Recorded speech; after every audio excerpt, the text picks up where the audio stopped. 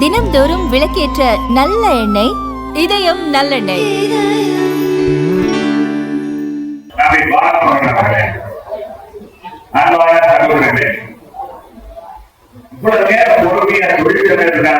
இருக்க முடியும்.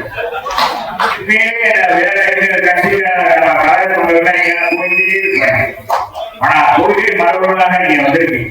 முதல்ல இப்ப சார்பே தேவை. இன்னைக்கு நமக்கு சார்பே தேவை.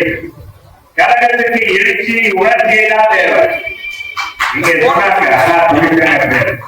எப்பவுமே அண்ணா தொழிற்சங்க பேர் பிஆர்டி போக்குவரத்து பிரிவை சேர்ந்தவர்கள் தான் எங்க கூட்டத்துக்கு கூப்பிடுவோம். பாண்டனை இங்க வந்திருக்காரு, கோட்டசாமி வந்திருக்காரு. எல்லாருமே பொதுவா எல்லாருமே தெரியும். எங்க கூட்டத்துக்கு வலு சேர்க்கிறத நீங்க உடனே வந்து கொடியை கொடுத்து இனிமேல் உங்களுக்கு வலு சேர்க்கிறது அதிமுக கழகம் என்பதை எந்த தொழிலாளிக்காவது ஏதாவது ஒரு பாதிப்பு என்றால் கூப்பிடுங்க, கைத்து அதைங்க வந்துடுறோம். நாங்க வந்துடுறோம். மற்ற அளவுக்கிற நிர்வாகத்தை சொன்னாங்க. மண்டல தலைவர், மண்டல சிஆர்டி போக்குவரத்துடைய நிர்வாகத்தை சேர்ந்த யாரு நாம கையில வச்சாலும் சரி, அதை முறியடிக்கக்கூடியது மதுரை மாநகர், புறநகர், மேற்கு, கிழக்கு மாவட்ட கழகத்தை கூடி வருவதற்கு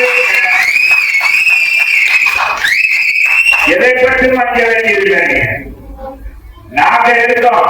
நீங்க கவலைப்படாம தொழிலை பரப்புங்க. இந்த தொழிற்சங்கத்துல நீங்க சிறப்பா பணியாற்றுங்க. உங்களுக்கு துணையாக அரணாக இருக்கிறோம். இங்கே முன்னாள் தம்பி உதயகுமார் அவர் சரி, பேரவர் செயலாளர், முன்னாள் தலைவர்கள்லாம் மிக அழகாக அண்ணா தொழிற்சங்கத்துடைய தொழிலாளர் தோழர்களுக்கு மட்டுமல்ல, பொதுவாக அனைத்து தொழிலாளர்கள் அமைப்பு சாரா ஓட்டுநர், அமைப்பு சாரா தொழிலாளர்கள் அத்தனை பேருக்குமே எல்லா உதவியும் செய்வது அண்ணா முன்னேற்ற கழக ஆட்சி என்பதை அடைஞ்சதுக்காக போய் கொண்டிருந்தார். நான் அதற்கெல்லாம் சொல்ல வரல. இன்னைக்கு நம்ம எதிர்பார்ப்பு என்ன? எல்லாரும் என்னோட இருக்கீங்க. இந்த ஆட்சி எப்ப போகணும்? 2 மாசம் தானே ஆயிருக்கு. என்னடா இன்னைக்கு வந்த உடனே கேள்விகள்லாம் போறாங்க. மணி பிளாக்களை பத்தி கவலை இருப்பாங்க. நீங்க போயிட்டு எங்க வித்தியாசம் அவர் சொல்லுவாரு, இந்த கட்சி இங்க நான் சொன்னது கூட இதுல ரீல் போட்டாங்க. கையில கொடுக்கிற வச்சு ராஜீவ் மாணவரை கூட்டிட்டு பேசி கொடுத்திருந்த 1980 நினைக்கிறேன். இதே வடக்கு மாதிரி தெற்கு மாதிரி சந்திக்கும் சிஎம் கோர்ட்டுன்னு சொல்லுவோம். அங்கதான் மீட்டிங் நடக்குது. அந்த மீட்டிங்ல பேசினாரு, சில பேர் சொல்றாங்க நான் ஓடிடுவேன், நான் கர்நாடக பக்கம் போயிடுவேன் சொல்லி கல்வி கூட்டமே காரியதா அப்படின்னு சொல்லி அன்னைக்குன்னா அவர் பிறப்பை பற்றி எனக்கு பேசினார். அவர் கட்டுரையாகவும் எழுதினார். அது விவாதங்கள்லாம் வந்தது. அன்னைக்கு சொன்னாரு, நான் அடிப்பட்ட தொடராக அண்ணா திராவிட முன்னேற்ற கழகத்தில் கடைசி நான் இருப்பேன். நான் இறக்கும் போது என் மீது அண்ணா திராவிட முன்னேற்ற கழகத்துடைய கொடிதான் வரணும் போகணும் அப்படின்னு சொல்லிட்டு போனாரு. அதை பார்த்துதான் சொன்னாரு. அப்ப பார்த்தா எல்லா பேரும் போயிட்டாங்க. ஆட்சியில இப்ப நம்ம நாடாளுமன்றத்தோட பின்னடைவு சந்திக்கும் இருக்காங்க. அப்பதான் அவர் சொன்னாரு, சில புறாக்கள் நாகப்பட்டினத்துல நாகூர் தர்காவில காலையில நாகூர் தர்காவில நெல்லு போடுவாங்க, அங்க இருக்கோம். மாலையில வேளாங்கண்ணிக்கு போயிடும், அங்க நெல்லு போடுவாங்க போடுவாங்க அப்படின்னு. இந்த மாதிரி போடுவதை பற்றி அண்ணாதிக என்றைக்கும் கவலைப்படுறதில்லை. என்றைக்கும் இந்த இயக்கத்தை கண்டிக்காக்கக்கூடிய அண்ணா முன்னேற்ற கழகத்துடைய ஆணித்தரமான தொடர். இந்த இயக்கத்தை உருவாக்கியவன் அவன்தான். இந்த இயக்கத்தை வளர்ந்தவன் அவன்தான். புரட்சி தலைவர் கட்சி தொடரல, பேர் நினைச்சுக்கிட்டே இருக்கான். கட்சி தொடர வச்சதே மக்களும் நிர்வாகி. அப்படிப்பட்ட அந்த கட்சி பொன்மன தலைவர் புரட்சி தலைவர் தொட்டதான் சொல்லணும். அவர் தொடங்கி அவர் உருவாக்கின கட்சி பட்டு போகுமா? இந்த கட்சியை நம்பாத ஓடுறானா அவன் ஓடுறான். அவனை பற்றி எனக்கு பேசி நம்ம நேரத்தை போக வேண்டியது. இன்னைக்கு ஆட்சி வந்திருக்கு. எப்ப இருக்கா தோழர்களாக இதெல்லாம் தெரிஞ்சு ஏன் நம்ம உதயகுமார் எடுத்துங்க. இங்கே பாருங்க ஐடிக்கு பயங்கரமா மதுரை மாவட்டத்தில் நாடகம் கிளம்பா. யாராவது ஒரு துணிக்கை காட்டுங்களாப்பா. இந்த விஜய் கட்சிக்காரங்க நாடக கட்சி இந்த நடிகர் கட்சி இந்த மாதிரி தான் செய்யறாங்க. யாராவது ஒரு கிழிச்சு கொடுத்தீங்களா? நாங்க மக்கள் மக்கள் மக்கள் வருவோம். மக்களுக்கு போய் மக்கள் மக்கள் நான் பாத்தீங்கன்னா என்னுடைய விருப்பையாளர்களே உள்ளார சொல்லிடுறேன். பட்டம் சொல்லிடுறேன். அப்படி இருக்கிற நானே இதற்கமாக அது மாமன்ற உறுப்பினராக எதிர்கட்சி தலைவராக இருக்கவும் சரி, சட்டமன்ற உறுப்பினராக அமைச்சராக இருக்கவும் சரி, எதிர்கட்சி உறுப்பினராக இருக்கும்போது மதுரை மக்களுடைய நலனை பற்றி தான் நாங்கள் பேசியிருக்கோம். மக்களோடு தான் பயணித்திருக்கிறோம். ஆனா எதுவுமே செய்யாம விஜய் கட்சிக்கான இன்னைக்கு விஜய் கட்சிக்கு ஓட்டம் போட்டு மேல கோட்டைக்கு போவாங்க. நீங்க என்ன பேசுறாங்கன்னு அவங்களுக்கே தெரியல. ஒரு தலைவர் எப்படி இருக்கிறதா மற்றதெல்லாம் பேசிடக்கூடாது. மற்றதெல்லாம் பேசுறது ஜனம் கிடையாது. வாயில வராதான் பேசுறது. இன்னைக்கு விஜய் முதலமைச்சர் விஜய் ஒரு வழிகாட்டியாக இருக்கிறது. ஒரு தலைமுறையை இன்னைக்கு பாதுகாத்துக் கொண்டிருக்கிறார். ஒரு முதலமைச்சர் இளைய தலைமுறையை பாதுகாத்துக் கொண்டிருக்கிறார் என்றால் நிகழ்ச்சி. ஒரு சட்டமன்ற வரலாறு, ஒரு முதலமைச்சருடைய தகுதியில் ஒரு நடிகராக இருக்கும்போது பேசுவது பேச்சு வேறு, பொதுமையை பேசுவது வேறு. ஆனால் சட்டமன்றத்தில் உரையாற்ற நிற்பது மிகவும் நாகரிகமாக. முதலிய ராஜாஜி இருந்தாருக்கு பெருந்தலைவர் காமராஜர் அமைந்த தேர் பக்கோற்றம் பேரறிஞர் அண்ணா கலைஞர் புரட்சி தலைவர் விஜயா புரட்சி தலைவர் அம்மா நாம் புரட்சி தலைவர் எடப்பாடியார் சாரி இந்த வரலாறுகளை எடுத்துக்கொள்ளுங்க. இந்த மாதிரி ஒரு பேச்சு யாராவது பேசியிருக்காங்கன்னா சட்டமன்றத்தில் அந்த செய்தியை காமிக்கிறது என்னங்க சட்டமன்றமா சட்டக்கராய்க்கிற பதவி வரும்போது பணிவு வர வேண்டும், துணிவு வர வேண்டும். தலைவர் சொன்ன நீ தலைவர் உட்கிட்ட யோகியது இருக்கு. கடமை கண்ணியை கருவாடு அண்ணா சொன்னார். மாற்றா தோற்றத்துக்கு மல்லிகைக்கு மனம் உண்டு என்று சொன்னாங்க. நீ என்ன அரவேற்றமா சட்டமன்றத்தில் என்ன பேசுற? நீ என்ன யோகியரா? பரம யோகியரா? நான் கேட்கிறேன் விஜய் பேசுகிறேன். முதலமைச்சர் விஜய் நீ சொல்லு, நீ யோகியமான சொல்ல முடியுமா? ஒரு பணத்துக்கு எவ்வளவு வாங்குற? எவ்வளவு வெளியே சொல்லியிருக்கிறையா? நீ நடித்த புகைப்படத்திற்கு 15 கோடியை வாங்கிட்டு குறைந்த கணக்கு வைத்து அதை கண்டுபிடித்து 1 கோடி கட்டியவர்கள் நீயே ஒரு களவாணி. அடுத்த களவாணி சொல்லக்கூடிய என்ன நீ ஒரு வருஷத்துக்காக வெளிநாட்டில இருந்து ஒரு காமன் கார் இறங்கினாலும் சரிங்க. உனக்கு இவ்வளவு பெரிய கார் எப்படி வந்தது? ரசிகர்கள் மக்கள் கொடுத்தது. மக்களா நீ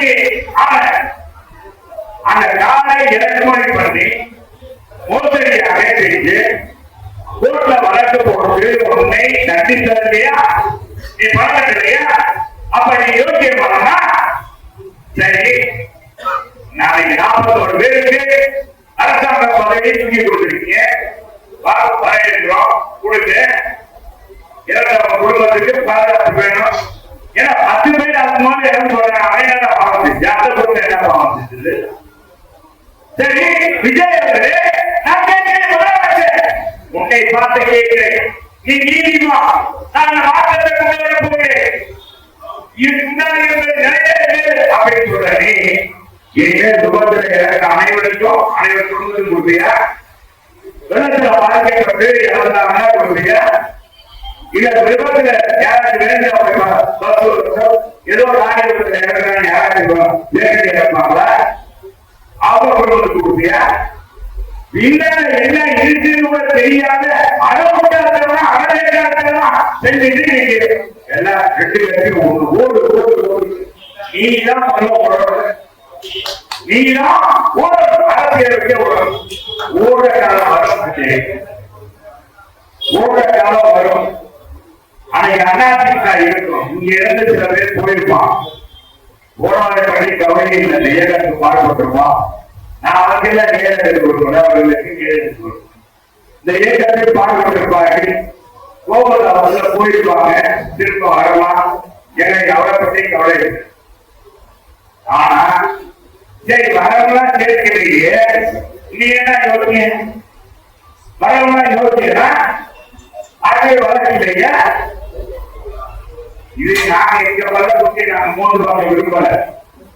அரசியல் ஒரு நாகரீகம், அதான் புறக்கணிக்கிற வகையில் 3 மூச்சு எடுக்கும். அவன் பார்த்து சொல்லுவார், அதையும் ஒரு பணியும் வருவேன், மரியாதை கொடுக்கும். அடுத்த மணிக்கை தரம் அண்ணாவர்கள் இருந்த அவையர் இன்னைக்கு இருக்காரு நம்ம சபாநாயகர். அவரை இந்த இயக்கத்திலே இருந்து அவர் போடப்பட்டவர் தான். நீ சபாநாயகர் இருக்காரு, நீ எல்லாருமே கேவலமா பேசுறீங்க. அங்க போன அண்ணாவுக்கு எங்க அசிங்க முடியா? அத்தனை கேட்டுட்டு இருக்கான். அங்க என்ன இப்பவே கமிஷன் வர ஆரம்பிச்சிட்டாங்க, போட்டியில வர ஆரம்பிச்சிட்டாங்க. இது எப்படி வளர்ந்தா போதும்? எவ்வளவு நாளைக்கு தான் நீங்க இது கணக்கு வைக்க முடியும்? அன்னைக்கு தெரியும் பெற்றவர்களுமாக வந்ததுக்காக முதலமைச்சர் எவ்வளவு அருமையா நடத்துறாரு. சபை நாகரிகமாக பேசுற மக்கள் பேசுறாங்க. சரி, குறுக்கு திட்டங்களை அறிவித்திருந்தார். என்ன 50 ஆண்டுகள் திராவிட ஆட்சிகள், திராவிட இயக்கக்கூடிய ஆட்சிகள் தானே இன்னைக்கு அத்தனை மாநிலங்களும் இன்னைக்கு தமிழ்நாடு முன்மாதிரியாக இருக்கு, பொருளாதாரத்தை மேன்மையாக இருக்கு. இன்னைக்கு வளர்ச்சி இழந்த மாநிலமாக தமிழ்நாடு இருக்கிறது. சாலை வசதி, அத்தனை வசதி இன்னைக்கு நிறைந்திருக்கிறார். செல்வ செழிப்போடு இருக்கின்றார். திராவிட இயக்கங்கள் ஆட்சி தான். அண்ணா திராவிட முன்னேற்றம் 31 ஆட்சியில் இருந்திருக்கு. 69 இடஒதுக்கீடு கொண்டு வந்தது யாரா? அண்ணா திராவிட முன்னேற்றங்களுடைய ஒரு கிராமத்தியாக இருந்து, ஒரு கிராமத்திற்காக இருந்து 69 இடஒதுக்கீடு கொண்டு வந்தார். அது சட்டத்தில் இடங்களை குறித்து அதுல நடைமுறைப்படுத்திய ஒரு புரட்சி தலைவர் அம்மாண்டியா இன்னைக்கு அவர் என்ன சொன்னாங்க? அவர் சமூக வீராங்கனை பேர் பெற்றார். ஆட்சி இல்லையா? காவிரி ஆற்றிலே இன்னைக்கு அரசியல் வெளிவருவதற்கு அம்மாவுக்கு காப்பாடு நடைமுறை புரட்சி தலைவர் எடப்பாடி இன்னைக்கு தஞ்சை மண்டலம் அது விவசாயம், அது விவசாய மண்டலமாக அங்கே எந்த விதமான தொழிற்சாலை வரக்கூடாது தீர்மானம் போட புரட்சி தலைவர் எடப்பாடி கொஞ்சம் கூட நடைமுறைப்படுத்தல. எனக்கு 5 மாவட்ட தென்மாவட்டங்களுடைய நீர் ஆதாரமாக இருக்கக்கூடிய முல்லை பெரியார் அணையை 110 அடி 142 அடியாக உயர்த்துவதற்கு ஆணை பெறுவதற்கு உச்சநீதிமன்றத்தை வழக்கு கொடுப்பதை புரட்சி நீ என்ன செய்ய போற? எல்லாரும் ஒன்றும் செய்ய எதுவும் செய்யாம மற்றவர்கள் இழிவாக பேசுவது, இதுல பேசுகிறார்கள். ஊழல் இந்த வாழ்க்கைக்கிறார்கள். வாழ்க்கையை என்ன செய்யறாங்க? 14 மணி நேரம் விஜய் கோட்டையில் இருந்தார். 14 மணி நேரம் உட்கார்ந்து இருந்தார். கோட்டையில் இருக்கிற ஒரு புத்தி சரியில்லை. உனக்கு பை பார்க்க தெரியாது, வீட்டுக்கு பை பார்க்க மாட்டாங்க, வேற பார்க்க எங்க அம்மா 20 மணி நேரம் உழைப்பாங்க. உனக்கு தெரியுமா? வரலாறு தெரியுமா? ஒவ்வொரு செகண்ட்லையும் கையை கட்டி நினைப்பான். புரட்சி தமிழர் எடப்பாடிய அனைவரையும் கேட்டு செய்வார். அவங்க வீட்டுக்கு போனாலும் அந்த முதலமைச்சர் அத்தனை வயது கோப்பையை வெளியிட்டு போடுறாங்க. அப்பதான் இயக்கம் இது கூட செய்யறாங்க. இதை பத்திரிகைக்காக பாராட்டலாம். இது பெருசா இருக்கிறாங்க. இதுக்கு அப்படின்னு எழுதிக்கிற பத்திரிகையில தினமலர்களை நல்லா போட்டிருக்காங்க. விஜய்க்கு நல்ல அறிவுரை சொல்லியிருக்காங்க. இனியாவது இந்த பதவி என்பது நாளையே போட்டுவிடும். இங்கே தம்பி சொன்னாரு, ஒரு நாடு ஒரு பேரு மக்களுடைய ஆட்சியில நீ என்ன செஞ்சு பார்ப்பாங்களே. அப்ப கவர்ச்சி எதிர்பார்க்க கவர்ச்சியாளர் இருக்கு. அவன் கவர்ச்சியாளர் இருக்காரு. எங்க அம்மா தலைவனை பார்த்தா பார்க்கறது காலையில போகும்போது உன்னை ஒரு ரூபாய்க்கு மேல மறுபடியை பார்க்க முடியுமா? விஜய்க்கு என்ன அறிவை வளர்த்துக்க இல்லைன்னா பகைகள் இருக்கு. சும்மா இந்த ஜாதகத்தினாலே கெட்டுவாங்க. ஜாதகத்தில் ஒவ்வொரு கட்சியும் ஜாதகம். ஆனாலும் கூட ஜாதகம் நிதானமாக இருக்கிற அவன் தான் கண்டிப்பான். புரட்சி தலைவர் முடியுமா? புரட்சி அம்மாட்ட புரட்சி தமிழர் பார்த்து பேசுவார். என்ன சொல்றேன்? விஜய் ரொம்ப சொல்லுகிறார். ஆனா தொழிலாளர் சொல்றேன், நீங்க இந்த ஆட்சியை நம்பிவிடாதீங்க. யாரும் தொழிற்சங்க வந்தாங்க லீவ் கொடுப்பாங்க, அது என்னப்பா ஓடி கொடுப்பாங்க அப்படின்னு போயிடாது. அங்க ஒன்றும் நடக்காது. ஏன்னா மாவு ஒண்ணு இல்ல. அந்த போக்குவரத்து பணியாளர்கள் இன்னைக்கு பஸ் வாங்கியிருக்காங்க. இவங்க புதுசா இன்னைக்கு வந்து நிதி திரட்டி இல்லை. இங்க சொன்னாங்க உலக வங்கியில நீ கடன் வாங்கணும்னா வெள்ளையை கொடுத்த எந்தெந்த எவ்வளவு கடன் அப்படியே போய் உலக வங்கி கொடுப்பான். அப்படியே போய் புது பஸ் இயக்கம் பழைய பஸ் எப்படிங்க? போக்குவரத்து தொழிலாளர் என்னைக்கும் மறக்கக்கூடாது. இங்கிருந்து திராவிட முன்னேற்ற கழகத்தை சேர்ந்த தொழிலாளர்களாக இருந்தார்கள். எந்த தொழிலாளர் போக்குவரத்து தொழிலாளராக இருந்தாலும் கருணாநிதி தலைமையில் ஆட்சி இருக்கும்போது 2006 2011 பாத்தீங்கன்னா இந்த பணிமனை இருக்குமா, போக்குவரத்து தொழிலாளருக்கு பாதுகாப்பு இருக்குமா என்ற அச்சம் இருந்துச்சா இல்லையா? தொழிலாளர் தானே நமக்கு பாதுகாப்பு இருக்குமா? பஸ் போறதுனா நீங்களும் அனைத்து இடங்களும் அன்னைக்கு அவமானிக்கப்படுறது. அம்மாவர்கள் செய்யப்படுத்தி உங்களுக்கு பணி பாதுகாப்பு கூட்டுறது மட்டுமல்ல, மனித உயர்வு, பதவி உயர்வு, அதை சம்பள உயர்வும் கொடுத்து வர புரட்சிக்கு எடப்பாடி. இதை அன்பு தொழிலாளர்கள் உங்களுக்கு அரணாக துறையாக இருக்கக்கூடிய அண்ணாதிராவிட முன்னேற்ற ஒன்றுதான் என்பதை நீங்க புரிந்து கொண்டு இந்த இயக்கத்தை வாழ்வதே இந்த இயக்கத்தை தொடர்ந்து இருப்பதே சிறப்பு என்பதை இந்த நேரத்தில் உங்களிடம் பார்வையாக மகிழ்கிறேன். நீங்களால் இந்த இயக்கத்துடைய நாடி காப்பாக நாம் இந்த இயக்கத்தை வளர்க்க போகிறோம். இந்த இயக்கம் நிச்சயமாக